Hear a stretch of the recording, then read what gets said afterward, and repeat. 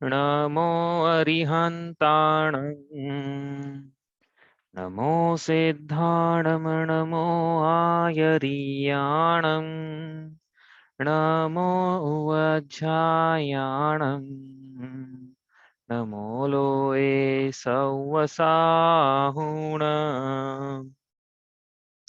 तीन भुवन में सार वीतराग विज्ञानता शिव स्वरूप शिवकार नमः त्रियोग संहारिके। ब्रह्मागली ग्रंथ श्री छड़ाला जी है, इसके रचिता पंडित श्री दौलत राम जी हैं। इसके अंतर्गत उन्होंने लिखी है 6 ढाल, उसमें से हमारी 5वीं ढाल पे चर्चा चल रही है, जिसमें 12 भावनाओं का वर्णन हम पढ़ रहे हैं। संसार शरीर भोगों से विरक्ति प्रदान करने के लिए जीव को प्रतिदिन क्या 12 भावनाओं का चिंतन करना चाहिए। पढ़ते हैं लोक भावना को कि नहु न करे न धरे को शट द्रव्यमयी न हरे को सो लोक माहि बिन समता दुख सहे जीव नित भ्रमता। तो एक सेकंड, कनेक्शन चेंज कर रहा हूं। आपका आवाज नहीं आया तो बता ना, मैं कनेक्शन चेंज कर लूंगा इधर, ठीक है। तो क्या बता रहे हैं, आ रही है आवाज ठीक से? हाँ आ रही है। चलो, तो यहाँ पे हमने पीली ढाल का रिवीजन किया था संसार भावना में, फिर पीली ढाल से जो शेष ये बच गया था उसका रिवीजन किया लोक भावना में, क्या 3 लोक की रचना बच गई थी। फिर दूसरी ढाल का भी थोड़ा सा रिवीजन किया था हमने आश्रव भावना, संवर भावना, निर्जरा भावना में, और बचाव वर्णन भी वहीं कर लिया था। उसके बाद शेष जो ग्रहित मिथ्यात्व का वर्णन था वो इस पंक्ति के माध्यम से किया है कि नहु न करे न धरे को और षटद्रव्य मई न हरे को। इस श्लोक का कोई करता धरता हरता नहीं है। इस प्रकार से उत्पन्न को एक्चुअली यहाँ प्रयोजन ग्रहित मिथ्यात्व को निषेध करने का नहीं है, यहाँ पे प्रयोजन तो लोक कैसा है वो बतलाने का है, लेकिन इसके माध्यम से वो भी हमने रिवीजन कर लिया। और षटद्रव्यमयी है, ये इस शब्द के माध्यम से हमने जो 6 द्रव्य में से 5 द्रव्य थे पुद्गल धर्म धर्म आकाश काल, उसका तीसरी ढाल के माध्यम से रिवीजन करा। और यहाँ पे लिखा है कि इस श्लोक में बिना समता भाव के जीव परिभ्रमण करता दुखों को सहता है। ठीक है, तो लोक की रचना हमने पढ़ ली। कोई प्रश्न हो आपका उसमें अपन रिवीजन करेंगे कभी संडे को वापस से एक बार।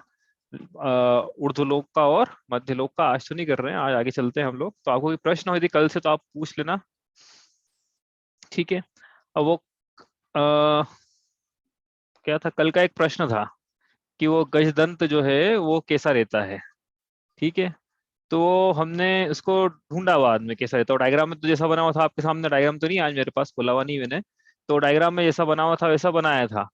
बाद में जब राजवार्तिक में देखा उसको तो ये समझ में आया कि वो डायग्राम में मिस्टेक है। अब या तो डायग्राम में मिस्टेक है या हो सकता है कि मतांतर मिलते हों, लेकिन राजवार्तिक में और द्रव्य संग्रह में मैंने देखा बाद में, तो उसमें मेरू की तरफ चौड़ा है और नील और निषद पर्वतों की तरफ वो सकरा सकरा है। मतलब आपको समझना है, याद रखना है यदि एक लाइन में, तो आप ऐसे याद रखो कि मेरू हाथी के समान है और हाथी में से दांत निकले हैं, तो मेरू में से दांत निकल रहे हैं जैसे, तो कैसे निकलेंगे वो इस प्रकार से कि इधर से चौड़ा है उधर से सकरा है। अब ये तो यहाँ तक तो ठीक है, देखो, लेकिन कमाल स्ट्रेंज बात क्या है पता है, मैंने नोट्स बनाया, देखो मैं आपको बताऊं। जब मैंने राजवार्तिक पढ़ा था तो उसमें से नोट्स बनाए थे मैंने, तो मैंने नोट्स में भी उल्टा लिख दिया था। ये देखो आपको दिख रहे होंगे ये, इसमें नोट्स में भी मैंने क्या लिख दिया कि वो नील पर्वत की तरफ 500 योजन चौड़ा है और मेरू की तरफ कम चौड़ा है, 250 योजन ही चौड़ा है। तो ये इसको सही कर लूँ तो रह ही जाएगा। तो ये ऐसी गलती क्यों हो रही है, क्योंकि वही ये क्या है कि वो हमने जब राजवार्तिक पढ़ा तो वो उस किताब उस डायग्राम में से ही देख देख के पढ़ा, तो डायग्राम में तो जैसा था वैसा लिख दिया। बाद में फिर ध्यान से पढ़ा उसको कि नहीं है तो भाई ऐसा लिखा हुआ है, यहाँ तो ऐसा लिखा हुआ है।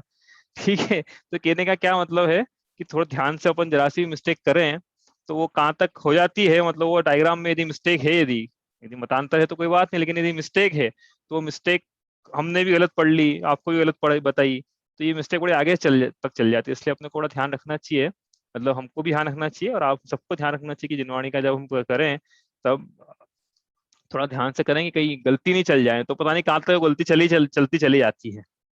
ठीक है। अब क्या है कि कुछ लोग नोट्स की रिक्वायरमेंट है कि ये नोट्स जो है आपने शीट बताई है ये शेयर कर दो। अब शेयर करने में तो कोई बाधा नहीं है, जिनवाणी है भाई, भगवान से मिलिए, सबको मिलना चाहिए, ये भावना है। लेकिन क्या है कि वो शीट जो बनाई है उसका रिव्यू मैंने एक बार नहीं किया, अभी तो एक बार भी नहीं किया उसका रिव्यू। अब वो जैसी गलती अभी मैंने आपको नोट्स में बताई कि मेरे खुद के नोट्स में गलती थी वहां पे, अब वो शीट में यदि कोई गलती हो और मैं शीट किसी को फॉरवर्ड कर दूं, तो वो गलती फिर पता नहीं कहाँ तक जाएगी। इसलिए मैं जब तक मैं रिव्यू नहीं करूँ तब तक मैं कैसे फॉरवर्ड करूँ, मेरे साथ समस्या ये है। तो जितना मैं रिव्यू कर लूंगा उतना मैं भेज दूंगा इस पे अपने ग्रुप पे, व्हाट्सएप पे। बाकी देखते हैं अपन अब क्या उसका रिव्यू, बहुत टाइम से पेंडिंग पड़ा है उस शीट का, मुझे समय नहीं मिला करूं मैं। तो लेकिन वो मैंने बताया ना आपको कि एक जरा सी गलती कहीं से हुई और वो पता नहीं कहाँ तक चली जाती है। तो जितना मैं रिव्यू कर लूंगा कि हाँ भाई ये इतना ठीक है, एक दो शास्त्रों से मिलान कर लो, मतलब रिव्यू क्या, और आपने राजवार्तिक से पढ़ा उसको अन्य ग्रंथों से, जैसे ये जो जैसे ही बताया गजदंत का, ये गजदंत का वर्णन कहाँ मिलेगा आपको देखना है तो ये गजदंत का वर्णन मिलेगा आपको तिलोय पंडिती, वहां से मिलान करो। त्रिलोक सार वहां से करो, हरिवंश पुराण वहां से, हमने रायवार्तिक से करा, रायवार्तिक में भी है। द्रव्य संग्रह में भी चौड़ाई वगैरह, थोड़ी सी चौड़ाई तो नहीं लिखी है लेकिन उन्होंने लिखा है कि यहाँ से वहां तक इधर चौड़ा उधर सकरा है। तो ऐसे अन्य अन्य ग्रंथों से मिलान करके उसको फिर तैयार किया जाना चाहिए, तरीका ये रहता है। लेकिन कम से कम दो से तो मिलान हो ही जाए, ताकि अपने से कोई गलती हो तो वो निकल जाए। इस प्रकार से भावना रहती है, इसलिए उसको शेयर मैंने पूरा किया नहीं था शीट को, लेकिन जितना मैं करूंगा रिव्यू उतना मैं शेयर कर लूंगा, ठीक है। चलो अब यहाँ से अब आगे चलें। तो हम पढ़ रहे थे लोक भावना, तो यहाँ पे बताया है कि बिना समता भाव के जीव अनादिकाल से लोक में परिभ्रमण करके नित्य दुखों को उठा रहा है। ठीक है, अब अपन ये जो अपनी लोक का वर्णन हमने पढ़ लिया है यहाँ पे। अब लोक कहते किसे हैं, प्रश्न ये है लोक किसे कहते हैं। तो उन्होंने बताया कि लोक किसे कहते हैं, जो षट द्रव्यमयी है वो लोक है, ऐसा कहा। मतलब परिभाषा ये है लोक की कि जहाँ छह द्रव्य आलोकित होते हैं वह लोक है, जहाँ छह द्रव्य देखे जाते हैं वह लोक है। कोई परिभाषा में समस्या है किसी को? भाई जहाँ छह द्रव्य देखे जाते हैं मतलब ज्ञान में देखे जाते हैं, यहाँ पे आप बोलोगे देखे तो वर्ण तो है ही नहीं उसमें, आकाश में देखा कैसे हो, ये अपने ज्ञान के माध्यम से देखे जाते हैं वो लोक है। तो परिभाषा में दिक्कत तो नहीं ना। तो इससे एक बात समझ में आती है और कि लोक क्या है, जहाँ छह द्रव्य देखे जाते हैं वहां लोक है। तो छह द्रव्य कहाँ देखे जाते हैं, ज्ञान के माध्यम से, कि अरे भाई ज्ञान में ही देखे जाते हैं छह लोग, ज्ञान में ही वो छह द्रव्य झलक रहे हैं। तो इसका क्या मतलब हुआ, आत्मा ही लोक है, इसका मतलब ये हुआ, ये अपन पढ़ रहे हैं लोक भावना। ठीक है, तो लोक क्या है कि जहाँ पे छह द्रव्य देखे जाते हैं आत्मा में देखे जाते हैं, इसलिए मेरा लोक तो मेरा आत्मा है, ज्ञान स्वभावी आत्मा ही मेरा लोक है। इसी परिभाषा मिलती है शास्त्रों में, मन से नहीं बोल रहे हैं।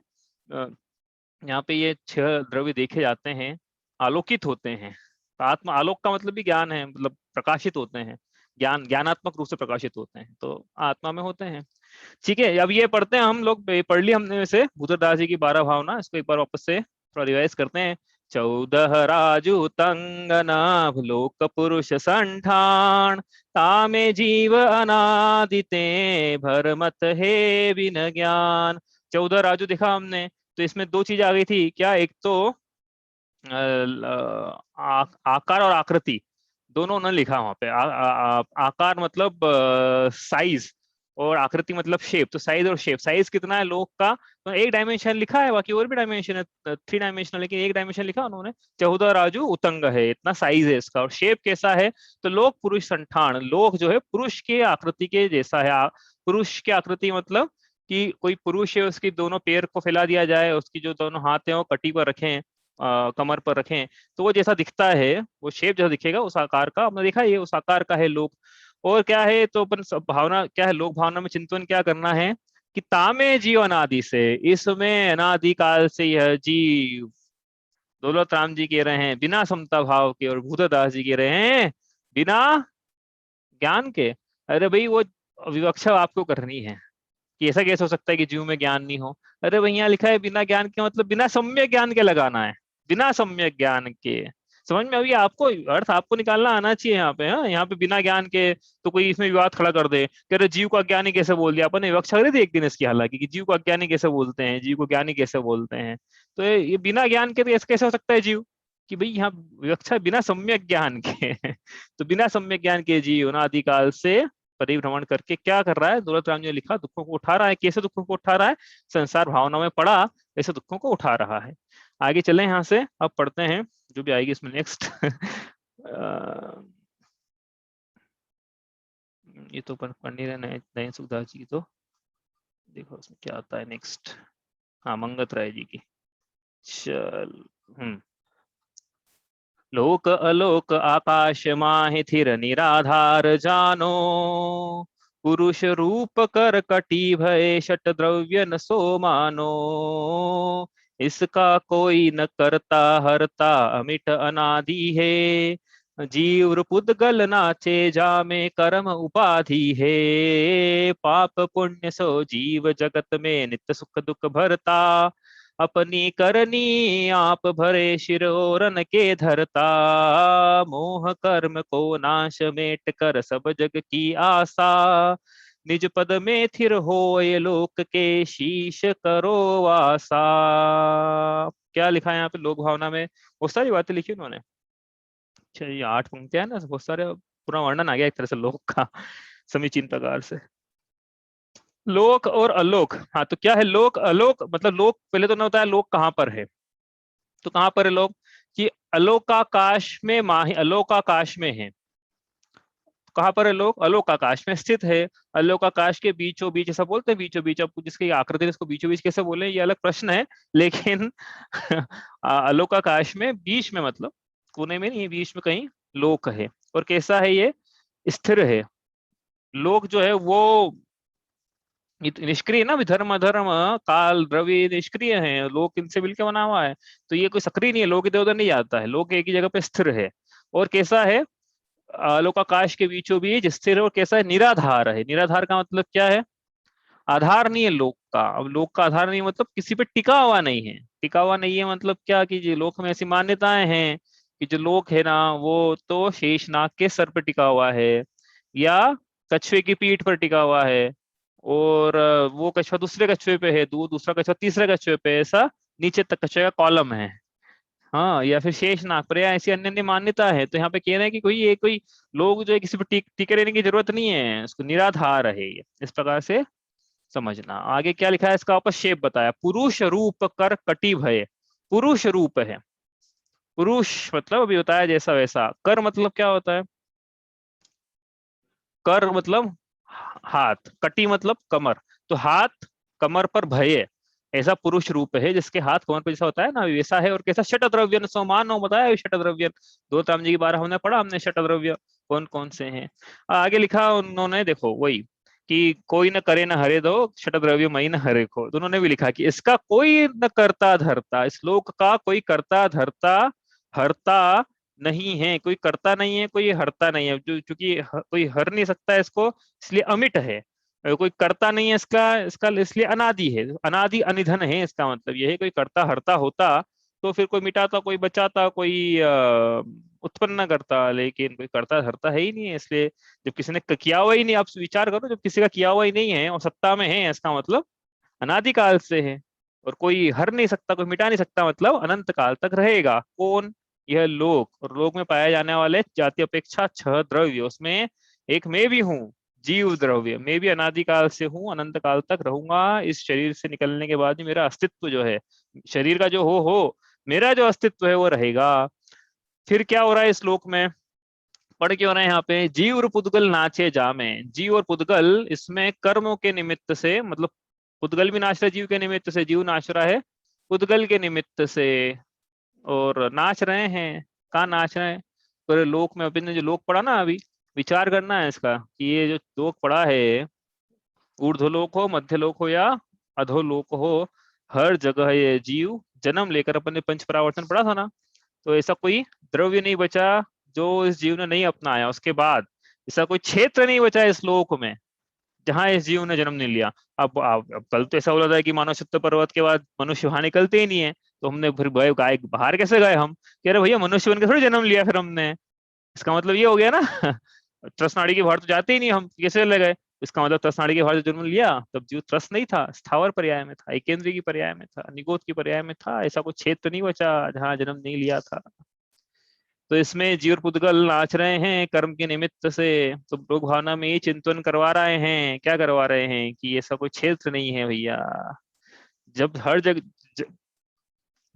ये जुगल जी की 12 भावना है ना, भव वन में जीवर घूम चुका। तो भाई हर जगह घूम लिया है इस जीव ने, लेकिन इसको जो चाहिए था वो मिला कि नहीं मिला? फिर बताओ क्या चाहिए था हमको? हमें सुख चाहिए था। सुख चाहिए कि नहीं चाहिए? ऐसा हमको रोज लगता है कि नहीं लगता है कि मेरी जितनी भी क्रियाएं हो रही है ना, रोज के जो मोटिव्स है मेरे, उसके पीछे सारी एक ही उसके पीछे ऑब्जेक्टिव है कि सुख की उपलब्धि हो जाए। आम का रस खाया, सुख की उपलब्धि हो जाए मुझे। आप बोलोगे आपने खाया आज। तो जो भी, अरे भाई जो भी हम क्रियाएं कर रहे हैं सुबह से लेके शाम तक, हमको यही कि सुख की प्राप्ति हो जाए। तो अब कह रहे हैं कि सारे द्रव्य प्राप्त कर लिए, सारे क्षेत्र, सारे काल, सारे भव, सारे भाव, सुख की प्राप्ति हुई क्या? तो लोक भावना में ये क्षेत्र परावर्तन के माध्यम से हर क्षेत्र में जन्म लिया इसने, सुख की प्राप्ति हुई क्या? हर जगह घुमा यह, सुख की प्राप्ति हुई क्या? नहीं हुई। तो फिर जिनेंद्र भगवान बतला रहे हैं, उनकी मुद्रा बतला रही है। चरण कमल जिनवर कहे, क्या जिनेंद्र भगवान के चरण कमल बतला रहे हैं। चरण कमल जिनवर कहे, घूमा सब संसार, पर दुखमय गति चार में, निज आत्म तत्व ही सार, याते पद्मासन विराजे, जिनवर झलके शांति अपार, वो निरखो अंग अंग जिनवर के, जिनसे झलके शांति अपार। ये अब देखो आप इसमें कोई आउट ऑफ सिंक तो नहीं लगता ना? आप जैसे अन्य अन्य दर्शन पढ़ोगे ना, थोड़ा आउट ऑफ सिंक लगेगा कि यहाँ पे ये बताते हैं, वहां पे वो बताते हैं। ये बोलते हैं, देखो जैनिज्म कभी ये नहीं बोलेगा, जैन धर्म ये कभी नहीं बोलेगा कि विषयों को भी भोग लो, इसमें सुख की प्राप्ति हो जाएगी, जब तक मनुष्य गति हो तो विषयों को भोग लो, बाद में मोक्ष सुख भोग लेना। जैन धर्म ये नहीं बोलेगा, वो एक सिंगल पॉइंट एजेंडा भी, विषयों में सुख नहीं है। हम तो ये जिनेंद्र भगवान की मुद्रा भी, भगवान की मुद्रा फिर वो बताना चाहिए ना कि विश्व में सुख नहीं है। भगवान की मुद्रा बतलाना चाहिए ना कि लोक में कहीं सुख नहीं है, तो तुम चरण थाम लो अपने, मत घूमो, कहीं सुख नहीं मिलेगा अपनी आत्मा के अलावा, तो अपनी आत्मा में लीन हो जाओ। तो भगवान की मुद्रा बतला रही है, उपदेश भगवान का बतला रहा है, दर्शन भगवान का बतला रहा है। इसलिए क्या है, सब चीज सिंक में है, आउट ऑफ सिंक नहीं है सर कुछ भी चीज।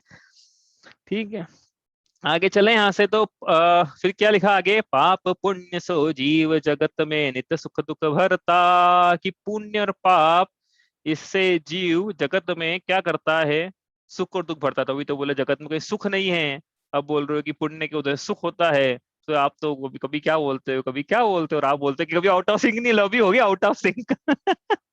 इसलिए अनेकांत का और स्यादवाद का अच्छे से अपने को पता होना चाहिए, ख्याल होना चाहिए। यहाँ पे सुख लिखा है तो उसकी अपेक्षा क्या है। हमने जब वैमानिक देव पढ़े थे तब ये नहीं बोला था हमने कि ऊपर सुख जो है बढ़ते हुए, हमने ये बोला था कि ऊपर दुख जो है वो कम होते हुए। तो क्या है कि जगत में दुखों के कम होने को ही सुख मान लिया जाता है, तो वो अपेक्षा है सुख की। यहाँ पे दुख कम हुए थोड़े से, पुण्य का उदय चला, 7 का चला ना, तो दुख कम लगे उसे। उष्णता, अभी गर्मी लग रही है, अब ठंडी हवा का झोंका है, तो दुख कम हो जाएगा उसका, गर्मी का। इतनी ये बात है यहाँ पे सुख लिखने का, ये ध्यान रखना है यहाँ पे। विषयों में यहाँ भी सुख लिखा है, उसका मतलब बस ये लगाना, पुण्य के उदय में सुख लिखा है तो उसका मतलब ये निकालना कि दुख कम हुए हैं, अनुकूलता बढ़ी है, लेकिन निराकुलता नहीं बढ़ी है, अनुकूलता बढ़ी है। तो अनुकूल रखने की आकुलता भी उतनी बड़ी है फिर। तो आकुलता संबंधी दुख तो विद्यमान है ही, इच्छा संबंधी दुख तो विद्यमान है ही। इच्छाओं का जब तक अभाव नहीं होगा तब तक परमार्थ में सुख की अवस्था प्रकट नहीं होगी। तो इसलिए पाप पुण्य सो जीव जगत में नित्य सुख दुख भरता, और आगे लिखा अपनी करनी आप भरेगी, भाई जिसकी जैसी करनी, you reap whatever you sow. बहुत पुरानी कहावत है कि आप जैसा बोते हो वैसे ही आप काटते हो। हाँ, सारी दुनिया की सारी फिलोसफी ये चीज कॉमन बात ये तो सिखाती है कि आप जो बोगे वो आप काटोगे। तो वो लिखा है यहाँ पे कि अपनी करनी आप भरे, कि जैसा किया है। अभी उनकी आउट ऑफ सिंक हो जाती है ना कि हमने जैसा किया उसका फल हम भुगतेंगे, तो भगवान फिर भुगत देने वाले कौन होते हैं, लेकिन अपनी आउट ऑफ सिंक नहीं होती है। यहाँ लिखा ना, समझ में आ रही ना बात? दुनिया की सारी फिलोसफी बोलती है कि जैसा आप कर्म करोगे वैसा आपको फल मिलेगा। ठीक है, तो भगवान फिर देने वाला कौन हुआ? हाँ, हमारे कर्मों का फल, हम रिस्पॉन्सिबल हुए उसके कर्मों का फल भी। तो यहाँ, लेकिन वहां पे क्या बोलते हो, बोलते हैं कि भगवान फल देगा। तो यहाँ लिखा कि अपनी करनी आप भरे, कि स्वयं अपनी करनी का फल जीव को स्वयं को मिलता है। करनी का क्या मतलब है यहाँ पे, जैसे जैसे भाव करता है। करनी का सही अर्थ लिखा ना यहाँ पे, जैसे उसने भाव किए, हिंसा के भाव किए, तीव्र हिंसा के भाव किए तो उसका फल मिला नरक में। तीव्र परिग्रह के भाव के, आरंभ के भाव किए, नरक, मायाचारी के भाव के, तिर्यंच के, इस प्रकार से उसका फल है। और क्या लिखा है कि अपनी करनी आप भरे, सिर ओरन के धरता। और लेकिन ये औरों के मत्थे मार देता है, कि मतलब खुद का किया हुआ धरा रहता है, लेकिन औरों पर लांछन लगा देता है कि तुमने करा, तुम्हारे कारण ऐसा हुआ, मतलब अच्छा हुआ तो मेरे कारण, बुरा हुआ तो दूसरों के कारण हुआ। ये देखो, धर्म से अपने को आर्ट ऑफ लिविंग भी सीखना है क्या। यहाँ से आर्ट ऑफ लिविंग निकल के आता है, क्या लिखा ना, शिर ओरन के धरता, अच्छा हुआ तो मैंने किया, बुरा किया तो सब दूसरे का किया धरा, मैंने कुछ नहीं किया, मैं तो बिल्कुल, मैं कभी गलती नहीं करता हूँ अपने जीवन में, है ना। मोह कर्म को नाश मेट कर सब जग की आशा। मोह कर्म को नाश करो, कैसे करें मोह कर्म का नाश, मेट कर सब जग की आशा। वो उसमें एक पंक्ति में उन्होंने ऐसी बात लिखी है कि लोग भावना पढ़ रहे हैं तो जग आ गया उसमें, तो लोक की आशा है, ये जीव को किसकी आशा है, लोक की आशा है कि मुझे ये, मेरे साथ ये मिल जाए, मेरे को सोना मिल जाए, मेरे को चांदी मिल जाए, मेरे को अच्छा शरीर, निरोगी काया, ये सब मिल जाए, ऐसी आशा है। यदि उसको अपनी आत्मा को छोड़कर किसी चीज की आशा है तो लोक की, जग की आशा कर रहा है, मतलब वो तो ये द्रव्य अपेक्षा से तो लोक की आशा है ही है। इसके फल में भी इसको संसार ही मिलेगा, तो संसरण भी होगा इसका, दोनों मिलेगा, मतलब लोक भावना भी संसार भावना भी, दोनों इसके, लोक और संसार दोनों मिल जाएंगे इसको। तो यदि संसरण को छोड़ना है तो लोक की भावना कौन समीचीन प्रकार से भाना है कि लोक की भावना, लोक की भावना नहीं रखना है कि लोक मिले। हाँ, तो कैसे करें वो, मोह कर्म का नाश करके, मोह कर्म का नाश करेंगे तो आशा मिटेगी।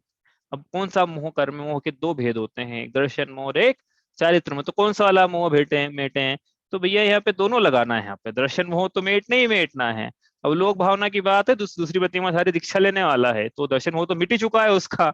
अब चारित्र मोह मिटेगा, तो चारित्र मोह में भी वो क्या है, अंतिम कषाय संजलन कषाय चौकड़ी, उसमें भी 10वें गुण स्थान में पाई जाने वाली है सूक्ष्म संज्वलन आशा, उसको मेटने की बात है। अब वो मिटेगा तो फिर ये क्या है, उसके बाद क्या होगा, नीचे लिखा है, जो संजनन लोभ कषाय मिटेगी, तब फिर क्या होगा, निज पद में स्थिर होए, कि ये ऐसी स्थिरता का पद प्राप्त करेगा, इसका लोक में परिभ्रमण नहीं होगा, फिर निज पद में स्थिर होए, अपने ही पद में, अपने अपने स्वरूप में स्थिर हो जाएगा, और लोक में भी स्थिर हो जाएगा। ये दोनों ही प्रकार से स्थिर है, अपनी आत्मा में जो स्थिर होता है वो लोक के अग्रभाग में, लोक के शीश करो वासा, लोक के अग्रभाग में जाके वास करता है, मतलब वहां स्थिर हो जाता है।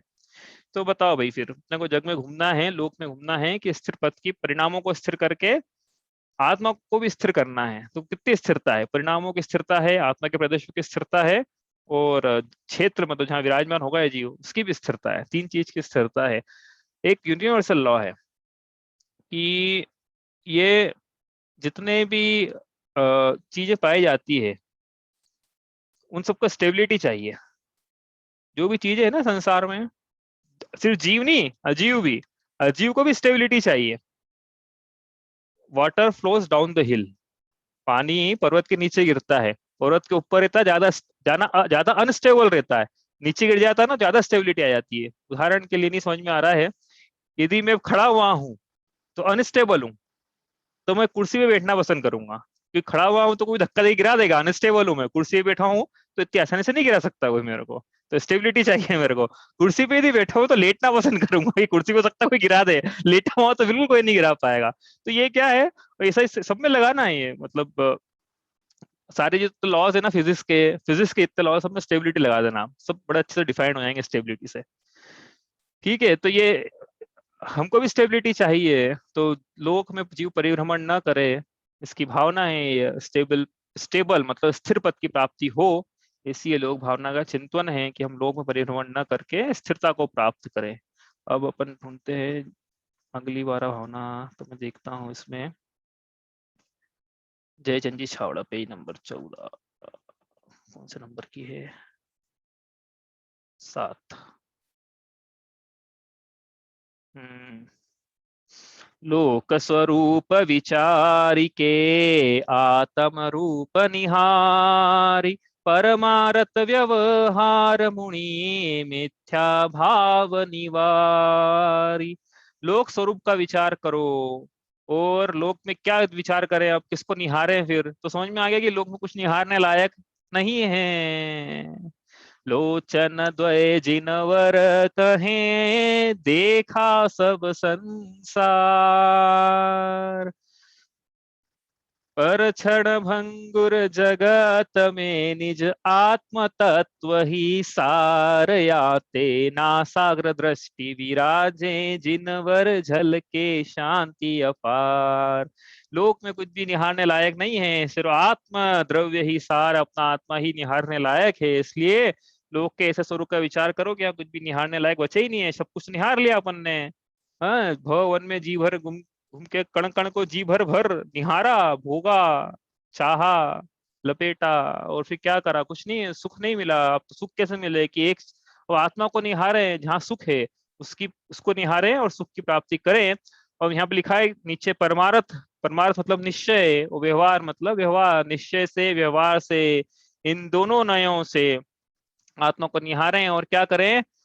मिथ्या भाव निवारी, मिथ्यात्व रूपी भाव का निवारण कर दे। वही मिथ्यात्व की बात उन्होंने यहाँ पे लिखिए वापस से। मिथ्या भाव में कौन सा मिथ्यात्व लगाना है? दर्शन की, चारित्र की। भैया सीधी सी बात है, जिसके जो मिथ्या दृष्टि है वो मिथ्या दर्शन की बात करें यहाँ पे, और जो सम्यक दृष्टि हो चुका है वो अब जो चारित्र है उसकी समीचिनता की बात करें, असंयम संयम असंयम की बात करें, कि संयम के भाव सम्यक चारित्र की प्राप्ति करूं मतलब। हाँ, इस प्रकार से ये लोक भावना जयचंद जी छाबड़ा ने लिखी है। अब अपन पढ़े किस, इनकी पढ़ना में शेष है अपने में, चार ही तो पढ़ रहे हैं ना अपन, की और है नहीं, इनकी युगल जी की भी है 24 नंबर की। ठीक है, निकालते हैं। हम्म, हाँ तो ऊपर, अब ये युगल जी की 12 भावना में क्या ऊपर से लेके नीचे तक सीक्वेंस है एक्चुअली, उन्होंने बिल्कुल सीक्वेंस में कि ऐसा होगा मेरे साथ, ऐसा होगा, ऐसा होगा, तो मैं मुनि इच्छा धारण कर लूंगा। निर्जरा भावना संवर निर्जरा की बात करी उन्होंने कि भैया शीतल संकित किरणें फूटे, संवर से जागे अंतर्वल, इसी मुनि इच्छा धारण करूंगा। फिर शुद्धोपयोग की अग्नि में कर्मों को जला दूंगा। फिर क्या होगा उसके बाद? अब उन्होंने लोक भावना लिखी, उन्होंने कनेक्ट कर दिया उन्होंने बड़ा।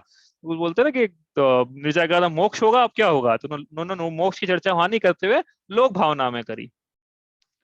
हम छोड़ चले यह लोक तभी लोकांत विराजे, क्षण में जा निज लोक हमारा वासा हो, शोकांत बने फिर हमको क्या। कि उसके बाद क्या होगा? फिर आयु का क्षय हो जाएगा, निर्जरा हुई उसके बाद सभी कर्मों की, घाती के बाद घाती कर्मों में आयु कर्म की भी निर्जरा हो जाएगी, क्षय हो जाएगा पूरा उसका। तब क्या होगा? हम छोड़ चले ये लोक, हम ये जो लोक दिख रहा है इसमें हम इसको छोड़ देंगे। तो छोड़ देंगे मतलब कि जिस लोक में हम विराजमान हैं, जो क्षेत्र हमारा है उसको छोड़ देंगे, लोक के अंत भाग में जाके विराजमान हो जाएंगे। लोक के अंत भाग में मतलब उर्दू सिद्ध शिला पे, लोकांत तो लिखा है मतलब कहाँ है? नीचे तो साइड वाइड नीचे नहीं, ऊपर सिद्ध शिला पे। लोक का अंत तो ऊपर से आप बोलोगे आरंभ है कि अंत है, तो यहाँ लोकांत लिखा उन्होंने। आपको ऊपर से देखना तो आप आरंभ बोल दो, चिंता नहीं है। ठीक है, तो लोकांत विराजे क्षण में जा। फिर उन्होंने लिखा कि निज लोक हमारा वासा हो, कि हम अपने निज लोक में ही निवास करेंगे। और फिर शोकांत बने, शोकांत बन जाएंगे हम, अपने सभी शोकों का, सभी दुखों का अंत हमेशा हमेशा के लिए हो जाएगा। फिर हम कहीं पे भी विराजमान रहे लोक में, उससे हमको क्या, कहीं कुछ भी हो, फिर तो ये एक बार हमारे दुखों का अंत हो गया है, राग निकल गया है, उसके बाद अब ये जीव को भी सराग ही नहीं होगा। एक बार वीतरागी हो गया है जी, उसके बाद कभी सराग ही नहीं होगा। एक बार सिद्ध हो गया, उसके बाद कभी संसार ही नहीं होगा। एक बार स्थिरता को प्राप्त कर लिया है, उसके बाद उसका क्या है? वापस चतुर्गति भ्रमण को प्राप्त नहीं करेगा। इस प्रकार से यह लोक भावना का चिंतन हमने किया। इसमें ये विचारा हमने कि तीन लोक की क्या रचना है, और तीन लोक की रचना में हमने षट द्रव्य, 6 प्रकार के द्रव्य भी देखे, और उसमें फिर अब क्या देखा हमने? ग्रहित मिथ्यास का निषेध भी किया। इस प्रकार से लोक भावना का विवेचन हुआ है। इसमें हमने जो नहीं देखा है, देखो उसमें वो देखो, लोक भावना में क्या बहुत सारा वर्णन मिलता है। अपना विषय लोक में, मतलब अपना विषय लोक की रचना विशेष पढ़ने का नहीं था, हमने पढ़ी हालांकि, लेकिन लोक इसलिए क्या है, बहुत ज्यादा, बहुत विवेचन है उसका लोक का, बड़ा विस्तार है, तो उतना विस्तार तो हमने करा नहीं है इसमें। बाकी कभी विषय होता अपना तो वो विस्तार भी इसमें लेते कि किस कितनी, उदाहरण के लिए कि पद्म सरोवर कितने योजन गहरा है, उसमें कितने कमल हैं, कितनी देवियां हैं, कौन सी देवी है, क्या है, क्या नाम है उनके, काफी विस्तार से विवेचन मिलता है लोक का। हमने बड़ा संक्षेप में इसमें यहाँ लेने का प्रयास किया है। आप जितना लिया है उसका यदि थोड़ा सा नरक गति का, जो नरक अधोलोक का वर्णन है वो हमको याद रहे, और मध्यलोक का भी प्रयोजन भूत जो वो याद रहे, जितना हम अकृत्रिम चिकित्सालय कहाँ कहाँ पर है वो याद रहे इत्यादि, इस प्रकार से लिया है इसको, तो अच्छा है। तो इस प्रकार लोक भावना का वर्णन यहाँ पे संपन्न होता है। आपका कोई प्रश्न हो तो आप पूछ लीजिए।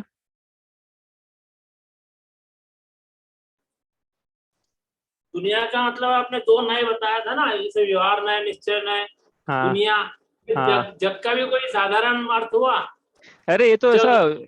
ऐसा व्युत्पत्ति परक अर्थ निकाला जाता है कि दो मतलब जैसे शब्द मिला लिए, दो नए तो दुनिया हो गया। इस प्रकार अपन जग का भी कोई वर्ण हो सकता है, मिल जाए, देखना पड़ेगा मुझे, अब याद तो नहीं आ रहा है मुझे। हो सकता है मिल जाए, लेकिन ऐसा कोई वो ऐसा नहीं है कि वो सब मतलब निकालना ही है तो इसी से मिलके बना हुआ है, कोई ऐसा नहीं है। हाँ, जहाँ पे गमन होता है जीवों का वो जग बोल सकते हो, इस प्रकार से जहाँ पुद्गल ऐसा इस प्रकार से कोई उत्पत्ति मिल सकती है उसकी। देखना पड़ेगा कि क्या क्या है, मुझे याद नहीं है अभी। जन्म, जन्म और गमन भी तो हो सकता है।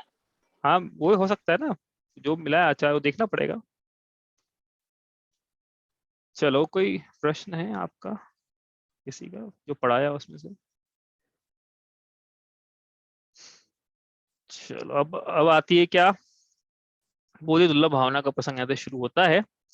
पढ़ते हैं इसको भी, एक एक करके भावना पढ़ रहे हैं हम कि अब क्या है कि ये दुर्लभता का प्रसंग है कि अरे जीव, तूने दूसरी प्रतिमा ली है या जैन कुल में जन्म हुआ है, इतना हमको लगता है कि बड़ा आसान है जैन कुल में जन्म लेना। तो यहाँ पे चिंतन कराया जा रहा है कि इतना आसान नहीं है, इसकी दुर्लभता का विचार करो। ये अपन ने दुर्लभता का विचार इसमें भी किया है ना एक जगह, वो करेंगे अपन, लेकिन पहले ये पढ़ते हैं एक बार। दौलत राम जी बोधि दुर्लभ भावना में क्या कहते हैं, बोधि का मतलब क्या होता है वो देखेंगे अपन। लिखा है होगा क्या इसमें, नहीं है तो अपन देखेंगे अलग से। बोधि का मतलब क्या है, जिनको सम्यक दर्शन ज्ञान चारित्र नहीं है, जिनके उनके सम्यक दर्शन ज्ञान चारित्र की प्राप्ति होना, यही बोधि की प्राप्ति है। क्या है बोधि, जिनके बोधि का मतलब है कि जिनके सम्यक दर्शन ज्ञान चारित्र नहीं है, उनके सम्यक दर्शन, सम्यक ज्ञान और सम्यक चारित्र की प्राप्ति होना, यह बोधि है। और सम्यक दर्शन, सम्यक ज्ञान, सम्यक चारित्र की पूर्णता होना, यही समाधि है। इस प्रकार से लिखा है रत्नकरण शावकाचार्य जी में। बोधि समाधि का मतलब, जब उन्होंने प्रथमा योग मतलब क्या होता है ये बताया था, बोधि समाधि, तो वहां पे शब्द आए ये दो का अर्थ वहां पे इस प्रकार से किया है। चलो अपन पढ़ते हैं। अंतिम ग्रेव्य कलो की हद, पायो अनंत वीरियापद, ते सम्यक ज्ञान न लाधो, दुर्लभ निज में मुनि साधो।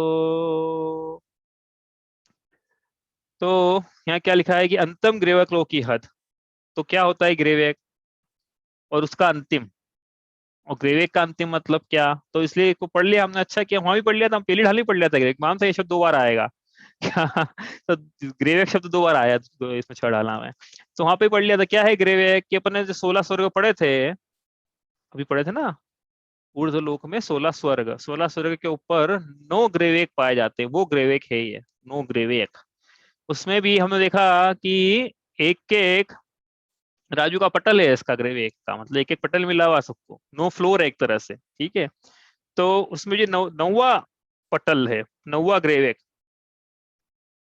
नौवे ग्रेवेक का भी, अब नौवे ग्रेवेक में पटल है अलग, एक मतलब एक ग्रेवेक में पटल है, पटलों की संख्या कितनी है नौवे ग्रेवेक में, मेरे ख्याल से 2 पटल है शायद, देखना पड़ेगा मुझे ठीक से दो नहीं है, अनुदिश अनुत्तर 2 है शायद, हाँ 2 ही है। तो नौवे ग्रेवेक में देखना पड़ेगा 2 पटल है शायद, तो 2 पटल, ये भी जो अंतिम पटल है उसमें उसकी बात हो रही है, हद की बात हो रही है। कहाँ लिखा है दूसरा पटल, हद लिखा ना, हद, हद मतलब सीमा, ग्रेवेक का अंतिम पटल उसकी सीमा, समझ में आ रही है ना बात, नौवे ग्रेवेक के अंतिम पटल उसकी सीमा नौवे में। ग्रेवेक में, नौ ग्रेवेक में एक एक ही पटल बताए थे शायद, जहां तक मुझे ध्यान है। नहीं देख सब लेते में एक एक पटल आया था, नौ में 9 पटल, और फिर उसके बाद वाले में फिर सबसे आखिरी में भी एक आया था लास्ट में। नहीं नहीं 2 बचे थे, पटल, तो फिर पटल 2 बचे थे, तो अनुदेश में भी एक पटल और अनुत्तर में भी एक पटल था। एक सेकेंड में देख लेता हूँ, अभी आपने प्रश्न पूछा है तो। हाँ एक ही है, हाँ एक ही है ये पटल, एक सेकेंड, एक तो है लेकिन 11, हाँ हाँ, अरे अरे सही बात है, पटल तो एक ही है, विमानों की संख्या, श्रेणीबद्ध विमानों की संख्या 2 है। ये देखो अपन ने देखा था ना, ये शीट में देखा मैंने भी, जो अपने शीट देखी थी ना, सही बोला आपने, पटल तो एक ही है, श्रेणीबद्ध विमानों की संख्या 2 है। ये देखो, तो श्रेणीबद्ध विमानों की संख्या है 2, पटल तो यहाँ पे लिखा ना अपन ने, एक ही है पटल, ठीक है। चलो बढ़िया। तो क्या लिखा है यहाँ पे कि उसका जो पटल है उसमें अंतिम पटल में इस जीव ने जन्म लिया। कितनी बार जन्म लिया? एक बार, दो बार, कितनी बार स्वर्ग होकर आ गए हम? अपने को अपना चिंतन करना है यहाँ पे कि अपने अपन कि हम कितनी बार ग्रेवेक होकर आ गए हैं। हम अनंत बार, एक दो बार नहीं। इस जीव ने इतनी बार मुनि दीक्षा धारण की है कि इसकी जब मुनि दीक्षा ली इसने, उसकी पिच्छों का ढेर लगाया जाए तो पूरा 3 लोक भरा जाए। किसने इसी दीक्षा ली है? मैंने, हमने इतनी बार मुनि दीक्षा ली है कि जो जब दीक्षा ली थी तो पिछे रखी थी साथ में, उस पिच्छों का जो ढेर लगाया जाए तो पूरा 3 लोक भरा जाए। तो इतनी बार मुनि दीक्षा ली है। और यहाँ पे लिखा है अनंत बार, अनंत बार ग्रेवेक पद की प्राप्ति करी। ग्रेवेक में अहमेंद्र की प्राप्ति करी है।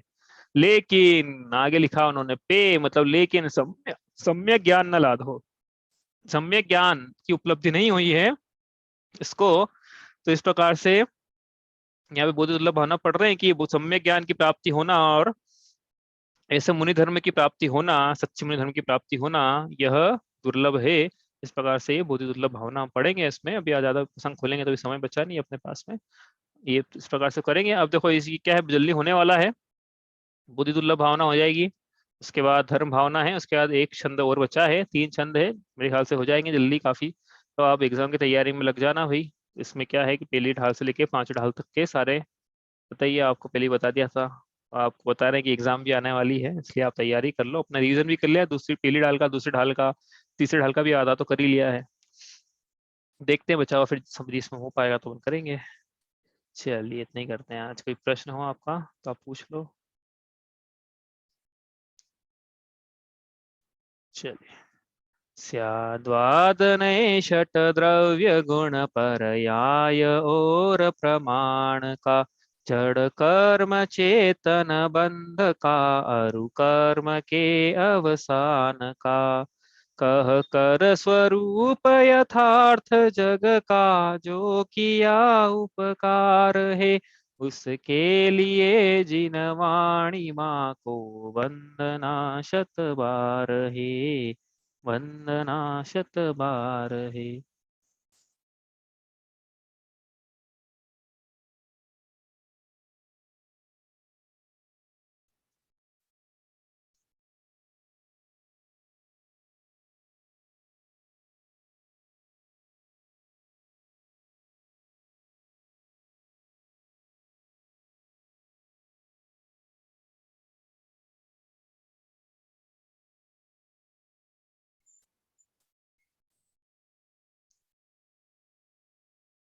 जय जिनेन्द्र।